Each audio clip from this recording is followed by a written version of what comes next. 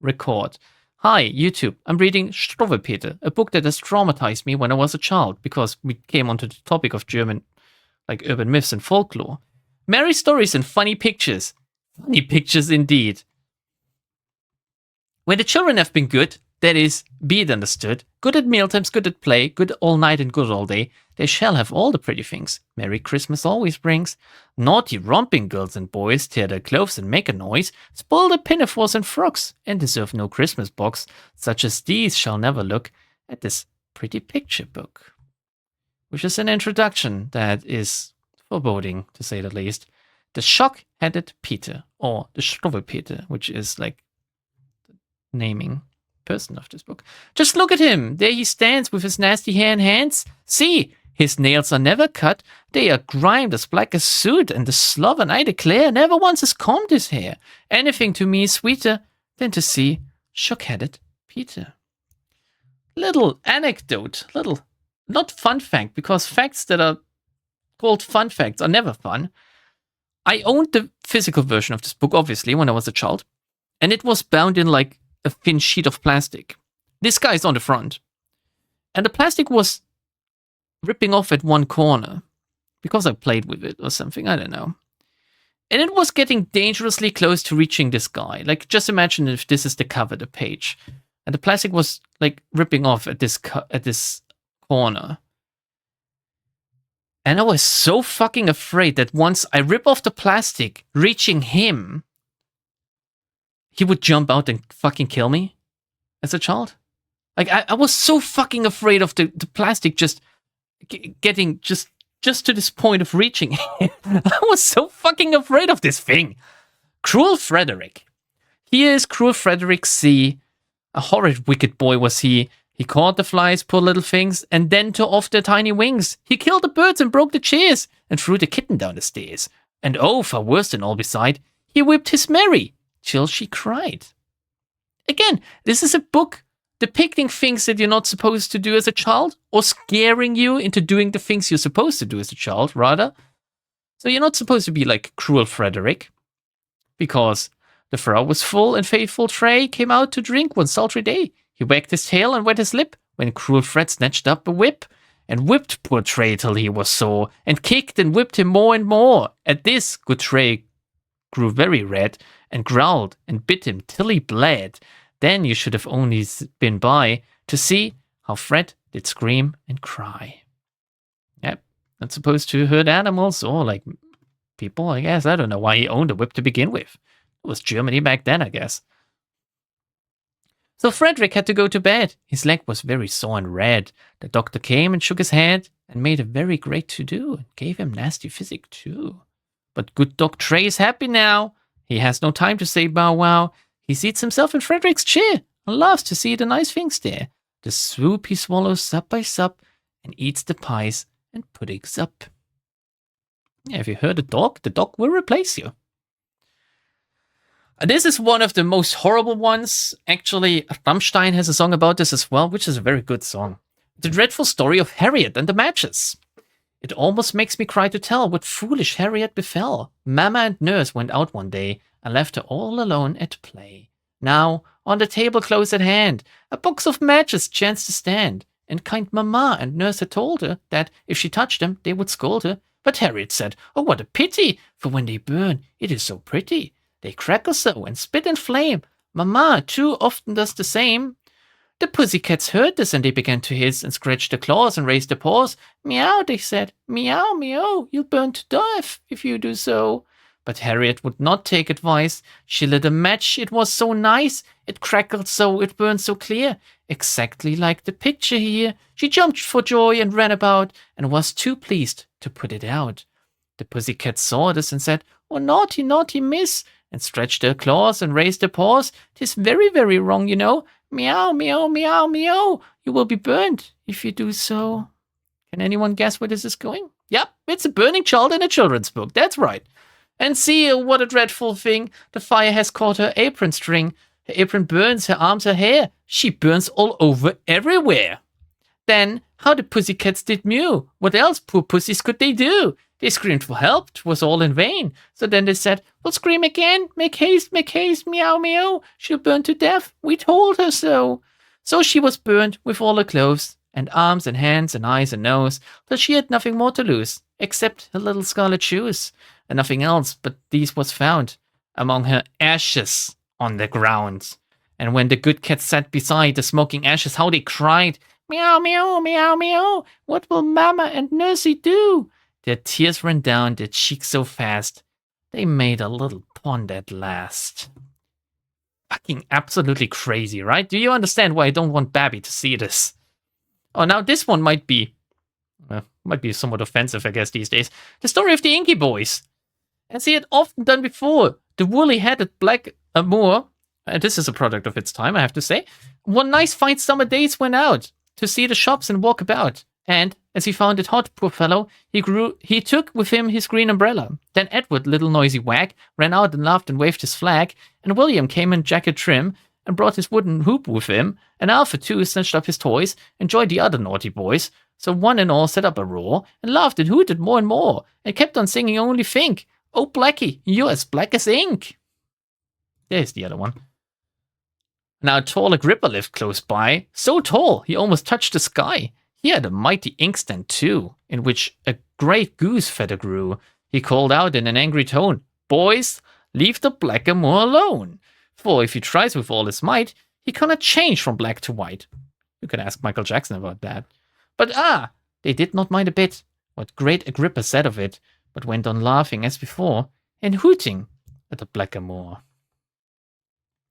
Then great Agrippa foams with rage. Look at him on this very page. He seizes Arthur, seizes Ned, takes William by his little head, and they may scream and kick and call. Into the ink he dips them all, into the inkstand 1, 2, 3, till they are black, as black can be. Turn over now, and you shall see.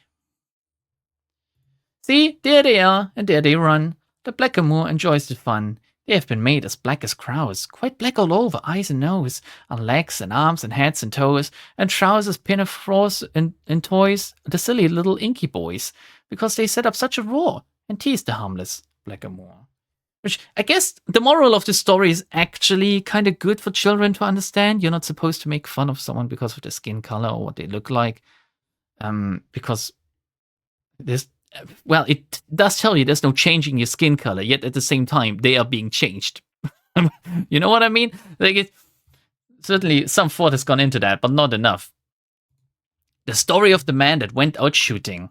It's the Freischütz. No, it isn't. This is the man that shoots the hares. This is the coat he always wears. With game bag, powder horn, and gun, he's going out to have some fun. Sorry, you can't really read the chat in this on this site because it's like white. White as white can be. He finds it hard without a pair of spectacles to shoot the hare. The hare sits snug in leaves and grass and laughs to see the green man pass. Now, as the sun grew very hot and a heavy gun had got, he lay down underneath a tree and went to sleep, as you may see. And while he slept like any top, the little hare came hop, hop, hop, took gun and spectacles, and then on her hind legs went off again. The green man wakes and sees her place, the spectacles upon her face, and now she's trying all she can to shoot the sleepy green coat man. He cries and screams and runs away. The hare runs after him all day and hears him call out everywhere, "Help! Fire! Help! The hare! The hare!" At last he stumbled at the well, head over ears, and in he fell. The hare stopped short, took aim, and hark! Bang went the gun. She missed her mark. The poor man's wife was drinking up her coffee in a coffee cup. Gunshot cup and saucer through. "Oh dear," cried she, "what shall I do?"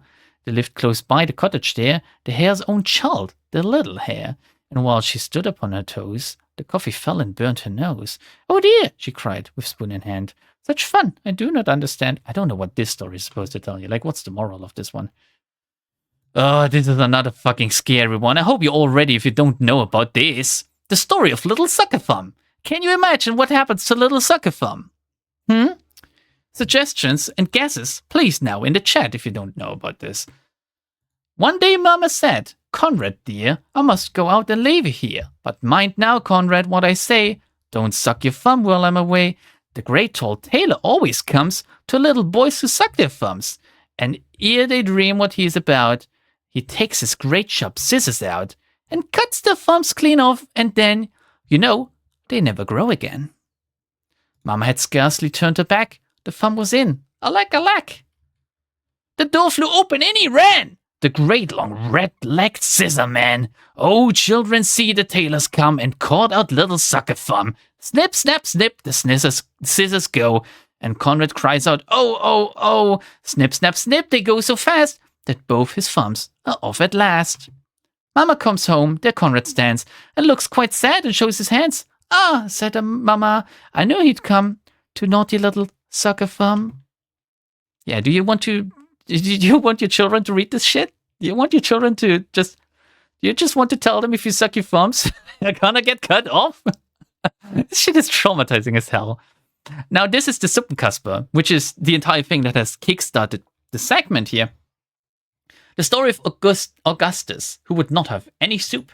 Augustus was a chubby lad. Fat, ruddy cheeks Augustus had, and everyone saw with joy the plump and hearty, healthy boy. He ate and drank as he was told, and never let his soup get cold. But one day, one cold winter's day, he screamed out, "Take the soup away, or take the nasty soup away. I won't have any soup today." Next day, now look, the picture shows how lank and lean Augustus grows. Yet, though he feels so weak and ill, the naughty fellow cries out still, "Not any soup for me, I say. Oh, take the nasty soup away. I won't have any soup today." The third day comes. Oh, what a sin, to make himself so pale and thin. Yet when the soup is put on table, he screams, as loud as he is able, "Not any soup for me, I say. Oh, take the nasty soup away. I won't have any soup today." Look at him. Now the fourth day's come. He scarcely weighs a sugar plum. He's like a little bit of fret. And on the fifth day, he was dead. So that happens if you don't eat your fucking soup, kids. That's right, you fucking die. That's it. You won't get anything else. You either eat your soup or you're fucking dead. The story of Fidgety Philip, which is the story of rocking your chair, we've also heard earlier. Let me see if Philip can be a little gentleman. Let me see if he's able to sit still for once at table. Does Papa bade Phil behave? And Mama looked very grave. But Fidgety Phil, he won't sit still. He wriggles and giggles, and then I declare, swings backwards and forwards and tilts up his chair. Just like any rocking horse. "Philip, I'm getting cross." See, the naughty restless child growing still more rude and wild, till his chair falls over quite. Philip screams with all his might, catches at the cloth, but then that makes matters worse again. Down upon the ground they fall, glasses, plates, nice forks and all.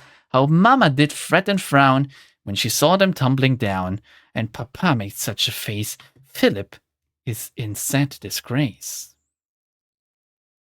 Where's Philip? Where is he?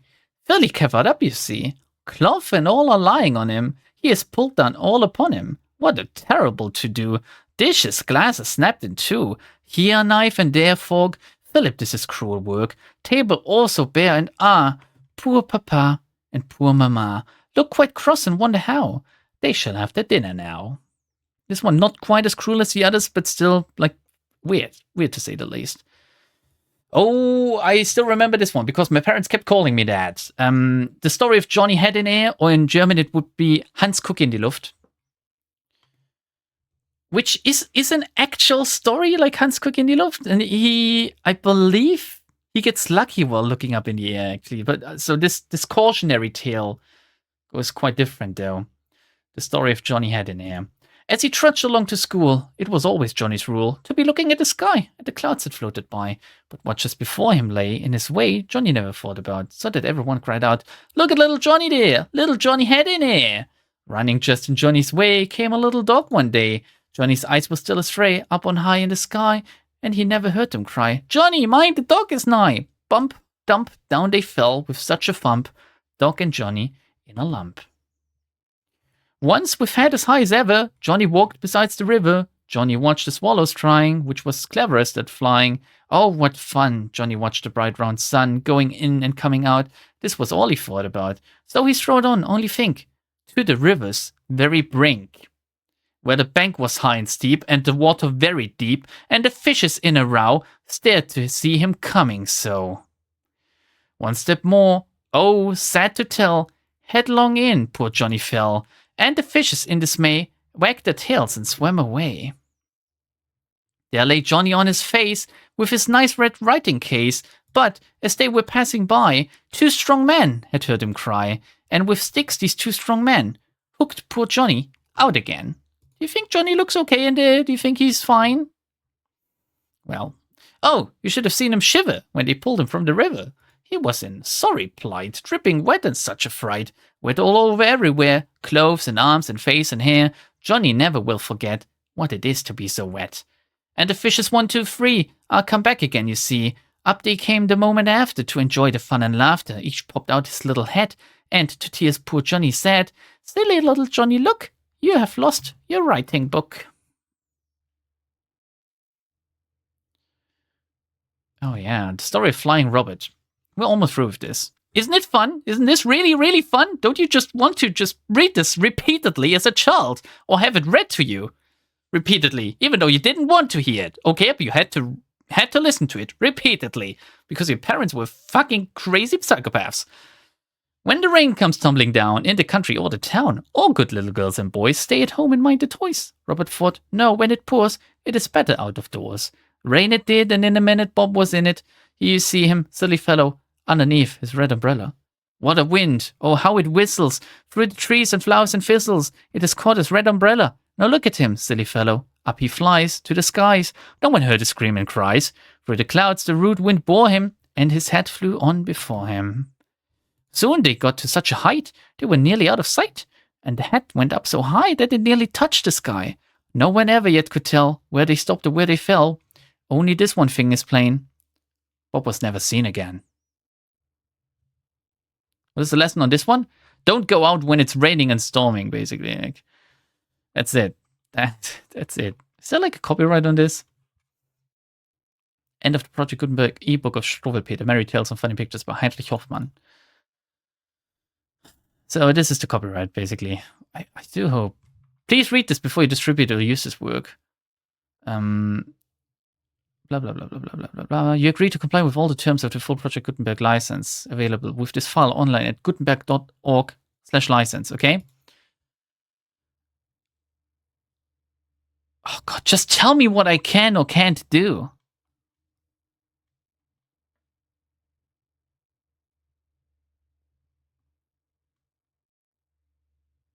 Do not copy, display, perform, or distribute or redistribute this electronic work or any part of this electronic work without prominently displaying the sentence set forth in the paragraph 1E1 with active links or immediate access to the full terms of Project Gutenberg license. Okay, here we go. I'm going to have to read this for completion's sake so I can actually upload this and let you watch it right now. The following sentence with active links to order immediate access to the full Project Gutenberg TM license must appear prominently whenever any copy of a Project Gutenberg TM work or any work in which the phrase Project Gutenberg appears or with which the phrase Project Gutenberg is associated is accessed, displayed, performed, viewed, copied, or distributed. This ebook is for the use of anyone, anywhere, at no cost and with almost no restriction whatsoever. You may copy it, give it away, or reuse it under the terms of the Project Gutenberg license included with this ebook or online at www.gutenberg.org. Good. Bye, YouTube. I hope that was fun and you learned a lot. Bye-bye.